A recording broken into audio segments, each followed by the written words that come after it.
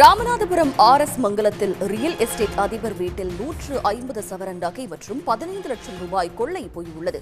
இது பற்றிய விவரங்களை தருவதற்காக செய்தியாளர் விஜயராகவன் இணைகிறார். விஜயராகவன், விவரங்கள். வணக்கம். ராமநாதபுரம் மாவட்டம் RS மங்கலத்தில் ரியல் எஸ்டேட் தொழில் பண்ணிக்கிட்டு வர்றவர் அர்ஜுனன். இவர் 2 நாட்களுக்கு முன்னால தன்னுடைய உடல் சிகிச்சைக்காக மதுரைக்கு மருத்துவமனைக்கு போயிட்டாரு. போயிட்டு அங்க போய் சிகிச்சை பெற்றுக்கிட்டு கையில இங்க போன் வந்துருச்சு. இங்க பக்கத்து வீட்டுக்காரர் அவங்க வீடு பின்னால உள்ள கதவு உடைக்கப்பட்டு திறந்து இருக்கிற தகவல் தெரிஞ்சு உடனடியாக அவருக்கு போன்ல தகவல் கொடுத்தாங்க. அவர் ஊருக்கு பார்த்தபோது பின் கதவு உடைக்கப்பட்டு அங்க பீரோவில் இருந்த 150 பவுன் தங்க நகை மற்றும் 15 லட்சம் ரூபாய் ரொக்க பணம் திருடு போயிருச்சு.